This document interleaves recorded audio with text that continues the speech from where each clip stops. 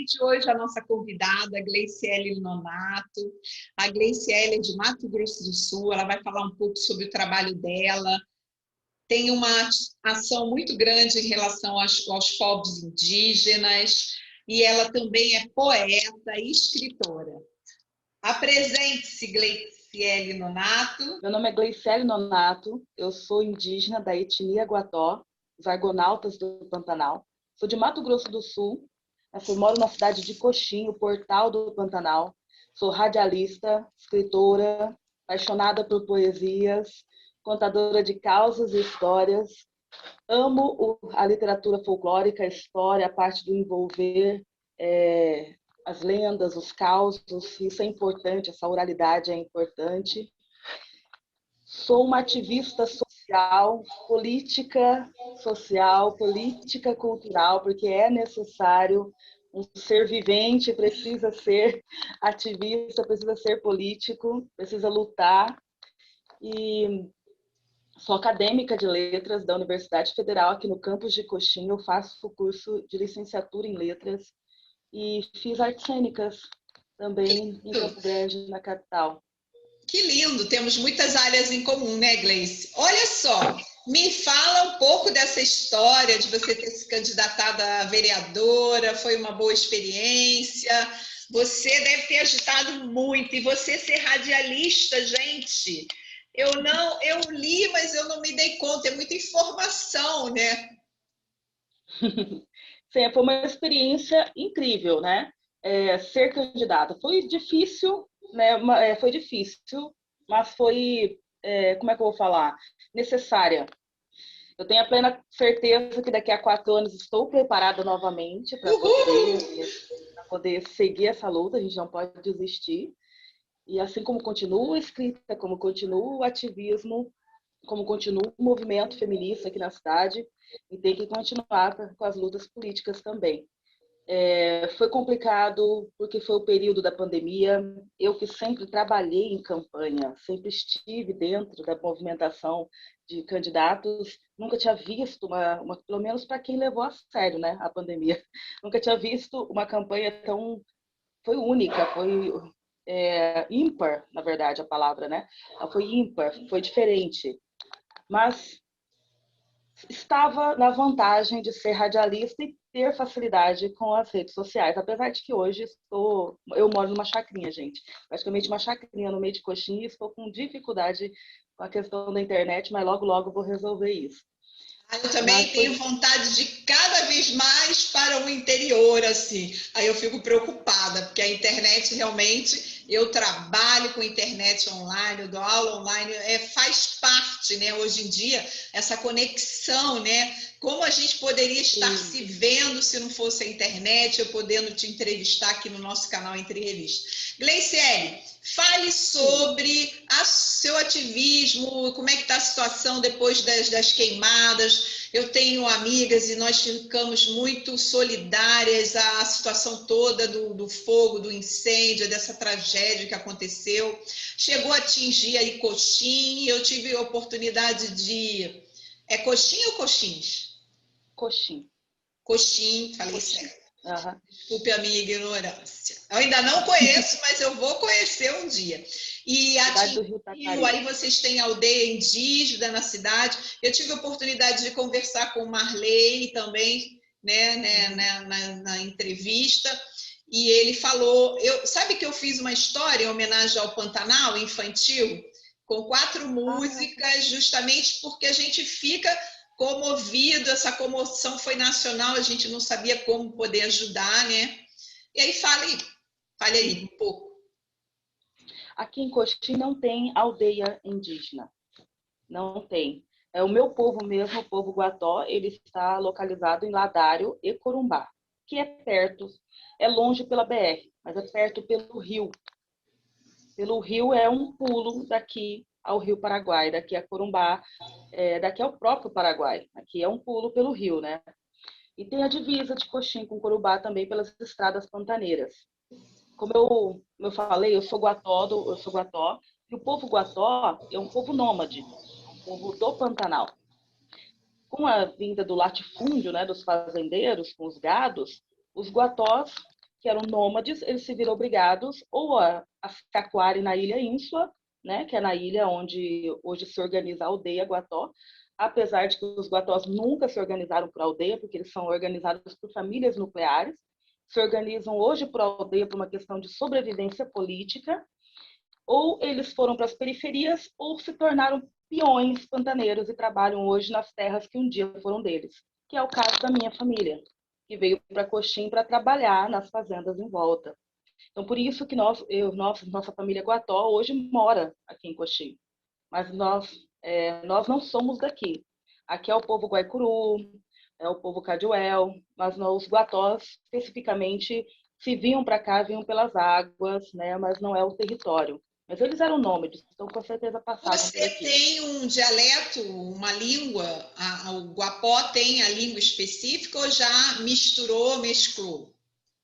Na verdade, o Guató mesmo, ele morreu, dizem, né, que ele morreu em 2012 com a morte da última índia falante Guató, com 111 anos. Tem até um artista aqui que era daqui de Coxim, de Rio Verde, que fez uma peça de teatro em homenagem a ela, a última Guató.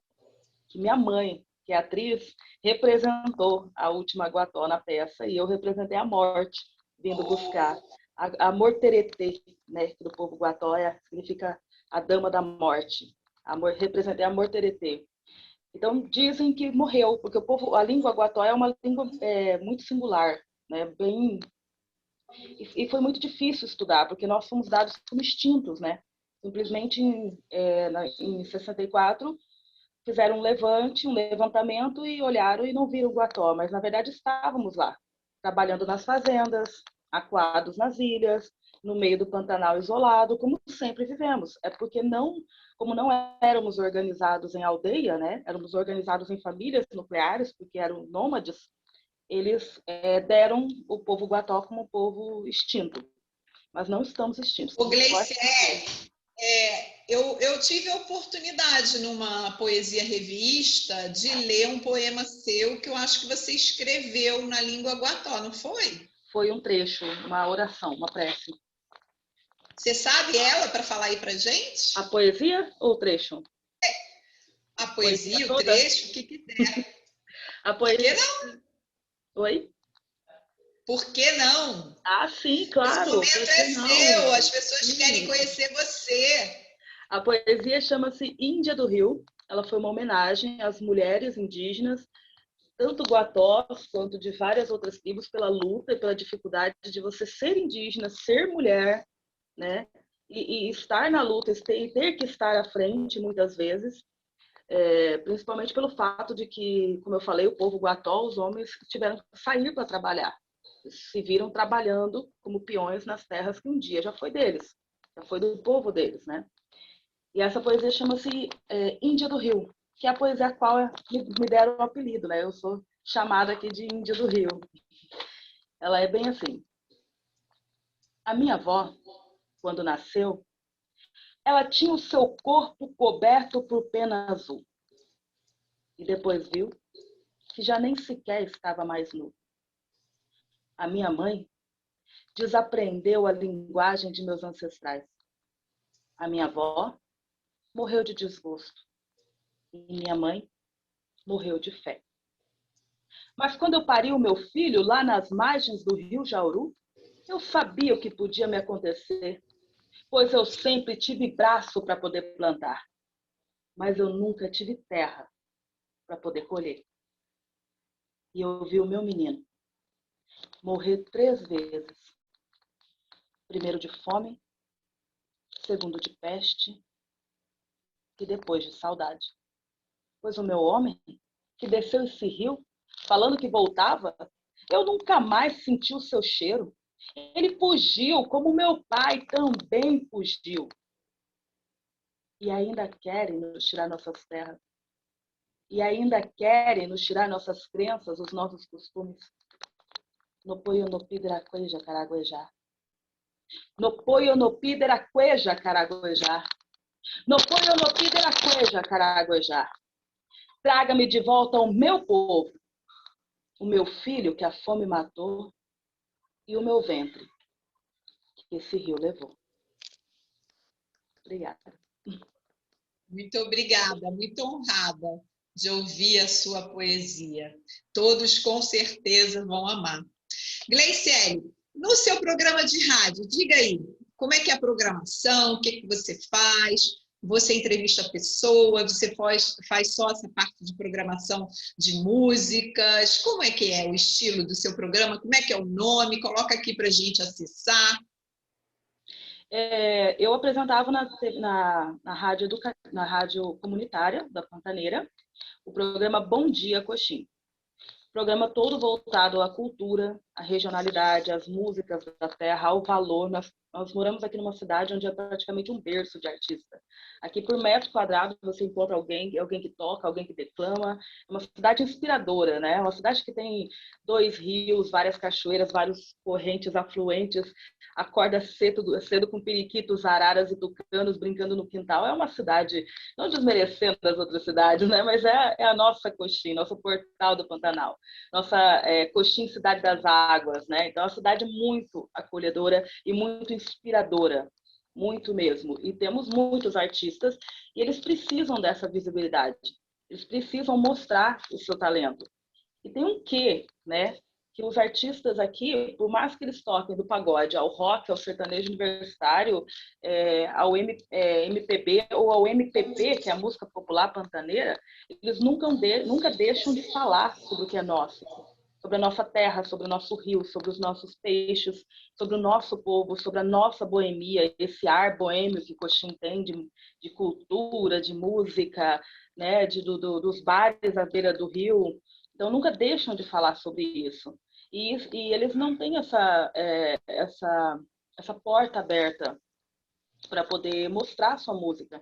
Infelizmente, nós tivemos uma decadência cultural aqui na cidade, um período sombrio que ainda está, sabe? Bem, devido à pandemia, está pior, né? Está pior e as pessoas esquecem que artista é profissão também. Eu ia te perguntar isso, como é que estão os artistas, como é que está a situação diante da pandemia, como é que está a pandemia em Coxim? Coxim está parado agora, estamos com o decreto de lockdown, a partir das 16 horas está tudo parado. E os artistas em específico é uma classe onde há um certo desdém, né? Porque eles falam, vai carpir um quintal, vai vender salgado, vai também, com certeza eles vão. Isso não vai deixar ele de trabalhar, não vai deixar ele de ser artista. Mas tem que lembrar que é uma cidade que tem uma grande quantidade de artistas, é que a gente recebe o turismo aqui porque eles gostam da nossa natureza e dos nossos artistas. Então, são os artistas que estão lá tocando, entretendo, movimentando ali o giro financeiro na cidade. Na hora que eles mais precisam, eles vão ser deixados de lado, porque são artistas, porque como se fosse não necessário. Né? Não, pelo contrário, nós estamos descobrindo que a arte, a poesia, a música, se não fosse esse sonho, a gente não estaria sobrevivendo a essa grande pandemia. E os psicólogos também, os médicos, profissionais de saúde, também puxando um pouco de sardinha para o meu lado, já que eu sou psicólogo. Mas, Gleiciele, vocês não escreveram projetos para a Lei Aldir Blanc, vocês não conseguiram se unir, integrar um grande projeto de solicitação de orçamento?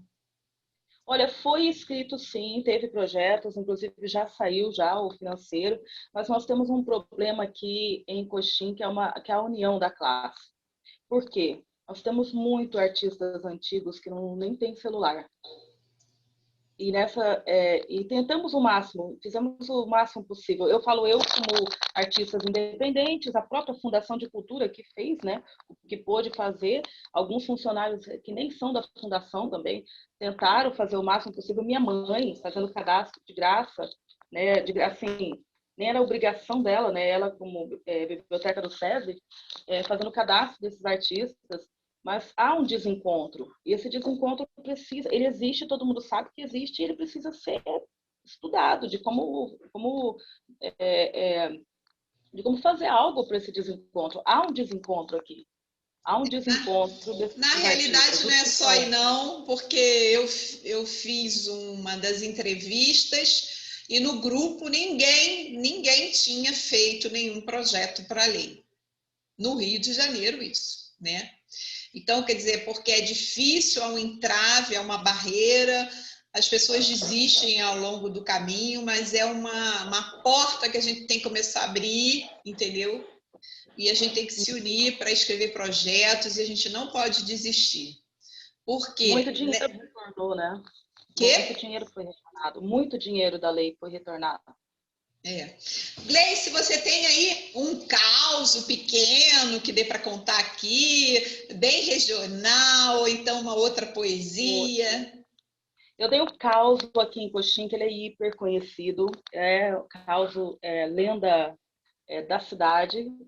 Tá no meu livro, Vila Pequena, Causos, Contos e Lorotas. Peraí, É mostra o os seus caos livros aí. Você está com os livros aí para Sim, mostrar algum? eu deixei lá, eu tô pro lado de fora, que tá muito calor aqui em Não, então Coxim, tá. mas tá ali em cima da mesa. Não, Que então é o fala caos o do caos e padre, depois. que é o caos do padre Depois. enterrado de cabeça para baixo. A lenda do padre enterrado de cabeça para baixo. Eu vou contar a lenda na versão reescrita no livro Vila Pequena, Causos, Contos e Lorotas, né? Que esse caos ele vive no imaginário popular aqui de Coxim e é dado como o grande motivo pelo qual Coxim não tem sorte com a sua política, não tem sorte com seus dirigentes, erra, digamos assim, né? Acaba errando, que é a maldição do padre que foi enterrado de cabeça para baixo.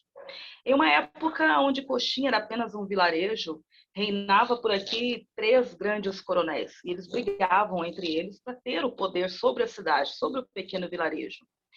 E 2 deles eram os mais inimigos, né? Queriam mostrar mais o poder, dois desses coronéis. E entre esses 2 coronéis havia um padre, um paraibano chamado por Chico, conhecido como Padre Chico, como Chiquinho, na verdade, Padre Chiquinho, São Francisco, padre da cidade na época da paróquia São José, aqui em Coxim. Isso reza a lenda, tá, gente? É todo o oral que reza na cidade. E naquela época, o padre tinha um salão, estava construindo um salão a muito custo do lado da igreja. O salão era para ser a primeira escola que ia alfabetizar as crianças da vila, os funcionários das fazendas, os funcionários, os filhos de pescadores, né? Tanto que uma das professoras a qual ia ajudar o padre a fazer essa escolinha funcionar era filha de um desses coronéis. Só que o outro coronel, né?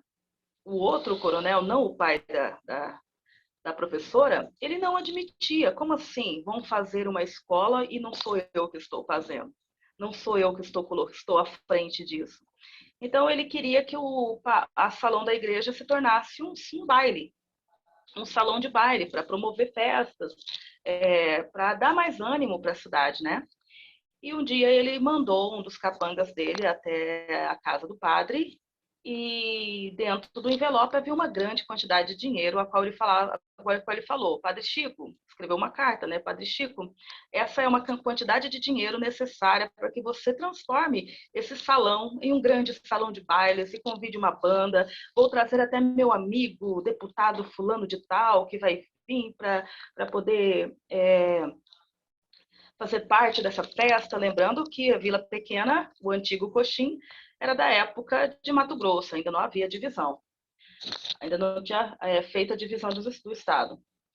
E o padre Chico, ele devolveu a carta, né, de presente para o coronel, uma penca de bananas, dizendo, muito obrigada pelo dinheiro, eu vou usar ele para fazer o que Vila Pequena precisa, uma escolinha, e com esse dinheiro eu vou comprar as merendas das crianças para não faltar alimento na escolinha. Aquilo foi uma afronta, né? Recebeu um cacho de bananas e recebeu uma carta dizendo que ia pegar o dinheiro sim, mas para fazer a escolinha e não a casa de bailes, né? O salão de bailes. Então, de madrugada, o padre Chico desapareceu. Algumas pessoas dizem que viram ele sendo arrastado pelos capangas do coronel e sendo levado serra, né, acima. Diz um dos capangas que o padre foi morto e enterrado de cabeça para baixo. Outro diz que ele foi enterrado vivo, de cabeça para baixo. Mas antes de ser morto, ou antes de ser enterrado de cabeça para baixo, ele bateu as suas sandálias e deixou as sandálias para o lado de fora e falou a seguinte frase: do pó dessas sandálias não sairá essa cidade, enquanto o meu corpo não for encontrado e sepultado como um cristão. Então reza a lenda em Coxim de que enquanto não encontrarem o corpo do padre Chiquinho, do padre Chico, Coxim não sairá do pó.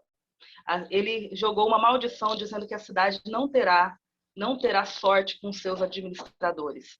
E toda vez que acontece algum problema político aqui, o pessoal fala brincando, né? Já pega uma paz, já vamos procurar esse padre, pelo amor de Deus, que Coxim já não aguenta mais. Então é a lenda da cidade. É uma lenda que marca para sempre, né? Vocês têm que achar logo o corpo desse padre. Tem que achar esse padre, pelo amor de Deus. Muito interessante. E essa lenda, você tem a data que ela começou a ser contada, como é ou não? Então, assim como várias histórias aqui de Coxinha, tudo na base da oralidade. Há coisas que contam aqui na cidade, que um conta ali, outro conta outra versão. Eu sinto muito isso, né? Muita oralidade, poucas pessoas oralidade. resgatam, né? O português conta uma outra versão. E o que eu fiz foi escutar todas não, posso ter ficado, eu fiz um estudo dessas versões, e dessas versões criei uma versão, uma história, que é a que está no meu livro, no Vila Pequena, Causas, Contos e Lorotas. Quantos livros você tem, Gleice? Eu tenho 2 livros meus, né, solo, e faço parte de 2 antologias. Ô Gleice, me diz aí, sonhos você tem para serem realizados ano que vem, após pandemia, o que seria? Pode contar? Tenho sim. Sonho muito. Eu sou uma idealizadora, né? Política, idealizadora social. E eu sei que não há outra maneira de conquistar e de conseguir, né? Se não for através da força política. E ela é extremamente necessária. Então, eu tenho o sonho de um dia ver essa mobilização popular em prol de verdade das políticas públicas para as mulheres de Coxim, para as políticas públicas para o nosso meio ambiente, para que o turismo seja feito limpo e para que a nossa cultura seja finalmente valorizada e os artistas sejam valorizados como profissionais que são. Então, esse é um sonho que eu tenho, de trabalhar isso, por isso escrevo isso, por isso que conto essas histórias e uso da arte para que ela possa ser um meio propagador. E um dia, quem sabe, se tudo der certo, nós teremos finalmente um lugar, uma cidade, ou pelo menos teremos a população acreditando que é possível. Isso sim é um sonho. Aí, quiçá, essa entrevista possa ajudar, né, você ser mais conhecida e outras pessoas possam te entrevistar e coloquem Coxim, né, mais visível para o mundo. Me diga aí, Gleice, na pandemia você escreveu, você produziu mais, ou teve épocas aí que você ficou reclusa? E outra coisa, eu sei que você agora é mãe, não é? Fale um pouco da história da maternidade, quantos filhos você tem. Isso é muito importante, né, no papel da mulher na sociedade, ela assumir que ela não é só profissional, ela também é mãe, ela é mulher, ela tem que cuidar da casa, tem que cuidar ainda. Infelizmente, a gente ainda tem muitas funções, né, e a gente tem que se dividir. Na verdade, toda mulher é um pouco administradora de tudo, né, além dos sonhos, né, da realidade. Fale aí. Eu sou mãe há 10 anos. A minha filha mais velha tem 10 aninhos, já está até querendo pintar o cabelo de roxo, naquela fase pré-adolescência de mudança, sabe? E tem um filho pequeno de 4 anos de idade, que é o Joãozinho, Gabriele e João. Eu moro meio que isolado, digamos, né? Porque a casa que eu moro é bem na beira da mata. Apesar de ser perto, no centro da cidade, inclusive o meu vizinho, Altair Ferreira, poeta, E gosto de poder estar nesse ambiente. Eu demorei muito para poder, como é que eu vou falar, para poder me sentir agradada ao lugar que eu estava. Até que eu percebi que a mulher raiz, a mulher que se reconecta com a sua terra, né, ela tem muito mais facilidade de se adaptar. E eu sou indígena, eu sou mãe, eu sou criada pelas ervas, eu sou criada pelas rezas, pelas bênçãos, né? Como não me reconectar? Então, isso é importantíssimo, né?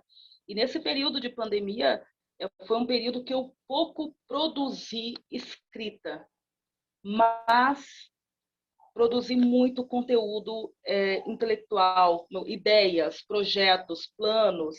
Escrevi muitos projetos, propostas, projetos que vão ser usados, projetos que já estão até a caminho, né, para poder, quem sabe, saírem do papel. Ideias de como melhorar. Eu criei uma horta em casa, uma horta Ai, que delícia! curativa, né, com ervas curativas em casa. Então Legal! foi um período que não foi de produção escrita. Tipo, não fiz como meu amigo, por exemplo, Altair, que escreveu 3 livros na pandemia. Não fiz essa proeza, né, intelectual, mas fiz uma horta curativa, me reconectei com a mulher raiz, a mulher selvagem, que, como diz o livro, né, que corre com os lobos. Me reconectei com o meu menininho, meu filhote, que está sempre ali me acompanhando, né, minha filha. Me reconectei com meus bichos, com a minha mata, com a minha casa.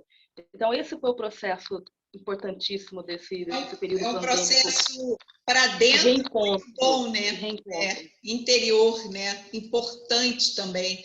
Que eu acho que, de uma certa maneira, muita gente resgatou, plantando flores, plantas, se dedicando, né, ao cultivo de plantas que a maioria não tinha tempo nem para olhar, nem para podar, nem para prestar atenção. Sim.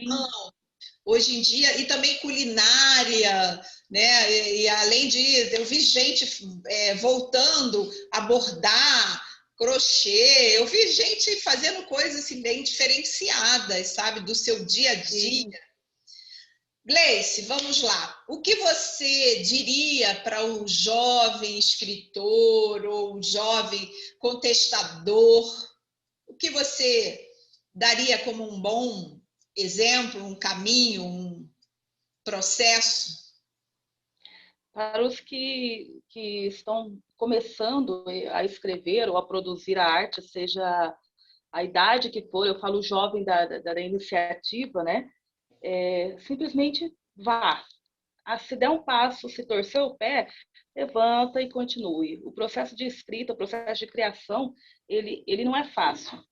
As pessoas pensam quanto, nossa, deve ser muito fácil sentar aí e sair uma poesia. Ele não é fácil, isso é vivência, isso é técnica, isso é silêncio. Eu, por exemplo, moro com criança e gatos, né? Eu não tenho. Eu tenho que ter aquele momento onde eu sei que eu vou estar em silêncio, porque meu processo criativo precisa do silêncio. E como mãe, né, também não vou deixar de cuidar das crianças para poder parar, para poder produzir. Então, você precisa se adequar, você precisa ter a sua técnica, a sua intimidade com a sua técnica. É só assim que eu faço? Vamos fazer outros modelos, vamos tentar outras formas, outras exigências criativas também. E, claro, use a sua arte para fazer voz. Lembre-se que você está sozinha aí na pandemia, mas tem um mundo inteiro. Você habita nesse mundo, nesse planeta. Então, seja a voz da natureza, seja a voz dos seus colegas, seja a voz da sua família, seja a voz da sua cidade, seja a voz do seu povo. Represente, use a arte para representar. É por isso que a arte sobreviveu tanto a guerras, a pandemias, né? a mortes, a censura. A arte sobreviveu porque ela faz esse trabalho, ela é a voz, ela vai mostrar depois tudo isso que aconteceu. Quando essa pandemia foi apenas uma folha ou um capítulo, né? No livro de história vai ter um poema lá que vai mostrar, olha, um poema composto que mostra como foi a pandemia em 2020, 2021, olha aqui. vai ter um texto, né? Vai ter a lembrança de um cantor, a lembrança de uma arte. A arte vai fazer isso, ela vai mostrar esse período. Então, mostre com seus olhos o que está acontecendo, seja a voz, seja a sua voz artística, a voz de quem está em volta. Você teria mais um poema aí para falar para gente? Muito obrigada por suas palavras sábias, eu gostei muito. Tenho sim. Bicho e gente, pode ser? Pode. Poesia Bicho e Gente. Então vamos lá. Bicho e gente. Fui homem e com força fui lutar. Pois como um homem, eu descansei ao acabar. Fui mulher quando tive que ser fácil. Mas fui mulher nas situações mais difíceis. Eu fui criança e me pus a chorar. Pois como toda criança, eu sorri, um sorriso largo. Fui guerreira e aprendi as artimanhas de meu cavalo. Fui tropeira, fui pantaneira e fui fiel ao meu cerrado. Fui pescadora solitária, fui sonhadora acordada, fui vingativa, apaixonada. Me embriaguei bebendo vinho, fiz o meu caminho sozinha, achei amigos, inimigos, caí, mas me levantei. Sofri, me apaixonei. Tomei caipirinha ouvindo o Avorrai. Eu já fui o orgulho, mas fui o pior pesadelo do meu pai. Eu fui pera pintada, fui sedutora, fui amada. Eu já fui até inocente. Fui bicho e fui gente. Dancei a polca paraguaia. Sobrevivi à malária. Matei um, mas pari dois. E nunca deixei nada para depois. Pois dessa terra de tudo um pouco eu quis. Não me arrependo de nada que fiz. E se morrer hoje, morre agora, mulher, pantaneira e feliz.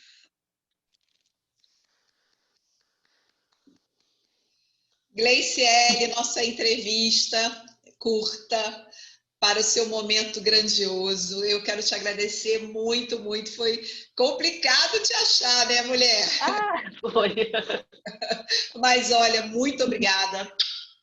Agradeço muito a sua presença, a sua poesia, suas palavras sábias. Espero que outras pessoas possam admirar, entrar em contato. Diga aí a rádio, como que te encontra, seu Facebook, o Instagram, suas redes sociais, seu e-mail e as suas considerações finais. Eu ainda estou em processo para retornar, né? Vamos ver, para retornar para a rádio comunitária, para Pantaneira. Eu estava na Vale, né? Na FM Vale. Mas pode me encontrar tanto na fanpage do Facebook, que é a fanpage do programa de rádio. Com a tecnologia, o que dá para fazer, né? A gente consegue fazer todo um canal, né? Nas redes sociais. Então, dá para me encontrar com tranquilidade no Instagram, Gleiciele Nonato, na fanpage Gleiciele Nonato. E em breve estamos trabalhando ainda, estou tentando resolver essa questão do acesso da internet lá na minha casa, que é o canal Gleiciele Nonato, também, Índia do Rio, a qual vai falar sobre isso, sobre a luta da cultura, sobre a luta das mulheres, entrevistar, e você, é claro, que vai ser uma das entrevistadas. Então vai ser bem bacana. Estamos trabalhando nessa ideia, ainda montando estúdio, sabe? Ainda colocando algumas coisas no papel. E logo, logo vai estar pronta, linda. Só precisa ajeitar algumas coisas finais. Beijo, obrigada. E até uma próxima oportunidade, Gleice. Beijo de luz, axé.